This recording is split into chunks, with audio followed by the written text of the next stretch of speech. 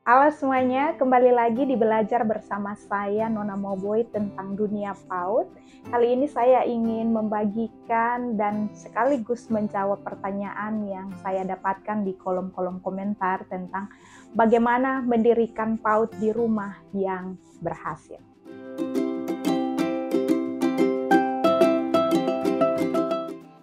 Ada banyak orang di Indonesia yang tertarik atau terbeban untuk membangun sebuah PAUD, tetapi selalu mendapatkan tantangan adalah besarnya biaya sewa tempat untuk menjalankan lembaga PAUD tersebut.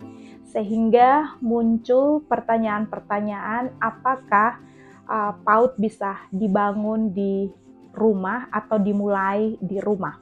Nah, di dalam pembahasan kali ini saya ingin membagikannya berdasarkan pengalaman saya membuka 2 PAUD yang dimana waktu saya memulainya di rumah dan itu menjadi berhasil. Sehingga saya akan membagikan ada 7 hal yang perlu untuk diperhatikan oleh rekan-rekan penggiat PAUD di Indonesia yang ingin memulai juga untuk membuka PAUD RA atau KB di rumah. Yang pertama yang perlu dipikirkan adalah tentang rumah itu sendiri, yaitu apakah letak rumah ini cukup strategis untuk dipakai melakukan aktivitas PAUD.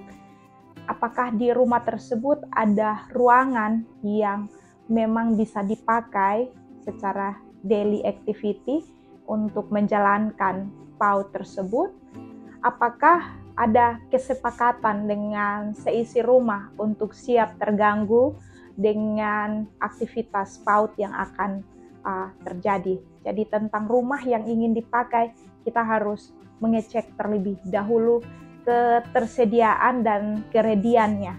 Apakah ini bisa dipakai untuk menjalankan aktivitas dari PAUD, RA, atau KB yang akan kita bangun. Yang kedua adalah tentang biaya-biaya utama yang harus dipikirkan di awal ketika kita mau memulai PAUD tersebut di rumah, yaitu adalah biaya-biaya seperti pembelian ATK untuk pertama, untuk membeli meja dan kursi, dan papan tulis tentunya yang diperlukan. Tidak mungkin melakukan atau menjalankan sebuah lembaga PAUD kalau kita tidak menyiapkan ATK, papan tulis, dan meja, kursi yang memang harusnya disediakan untuk melakukan kegiatan atau aktivitas dari PAUD itu setiap hari. Yang harus dipikirkan sejak awal adalah bagaimana memikirkan visi dan misi dari lembaga PAUD yang mau kita bangun di rumah kita. Visi dan misi ini sangat penting sekali untuk dipikirkan dan dirumuskan sejak awal, karena ini akan menentukan model pelayanan seperti apa yang akan kita berikan kepada siswa-siswa di PAUD atau KB atau RA yang kita dirikan. Model pembelajaran yang menyenangkan seperti apa yang kita akan lakukan, tujuan dan targetnya seperti apa nilai plus yang akan kita berikan yang membedakan lembaga PAUD kita dengan lembaga PAUD yang lain. Ini perlu sekali untuk dipikirkan bahwa meskipun kita membangunnya di rumah, tapi kita harus memikirkannya dengan baik sehingga keberlangsungan dari PAUD ini terus akan terjalin. Ibaratnya visi dan misi ini adalah nafas yang akan menggerakkan PAUD tersebut untuk terus berproses, berjalan ke depannya, meskipun mungkin nanti akan ada banyak tantangan, kekurangan, dan seterusnya, tetapi kita bisa menghadapi hal-hal tersebut karena ada visi dan misi yang jelas yang sudah kita tentukan sejak awal. Yang keempat yang juga harus disiapkan ketika kita men-setup PAUD di rumah adalah siapa yang akan menjadi guru daripada lembaga PAUD yang akan kita bangun ini. Siapa mereka harus kita tahu. Background pendidikannya seperti apa? Apakah karakter mereka cocok untuk dunia pendidikan anak usia dini? Apakah mereka memiliki hati yang cinta akan anak-anak? Karena di dunia PAUD, tidak semua orang dewasa bisa berhadapan dengan anak-anak PAUD yang datang dari berbagai macam background. Karena itu, penting sekali untuk kita memikirkan dengan baik di awal siapa guru-guru yang akan bersama dengan kita, yang akan direkrut untuk mengajar di PAUD tersebut.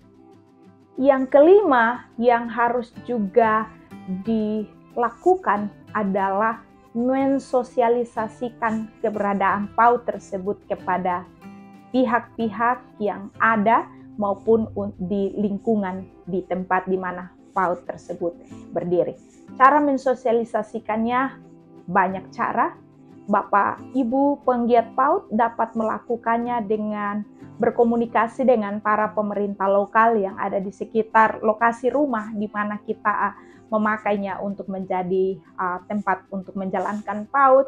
Misalnya RT, RW, dusun, desa, lurah, dan seterusnya, kita harus mensosialisasikan keberadaan kita kepada mereka dengan tujuan bahwa mereka akan membantu menginformasikan keberadaan kita kepada orang tua yang mereka temui, sehingga proses memperkenalkan kita kepada orang-orang atau warga di sekitar itu menjadi lebih cepat. Yang kedua, Bapak Ibu juga dapat menghubungi para tokoh agama untuk menyampaikan keberadaan dari PAUD kita.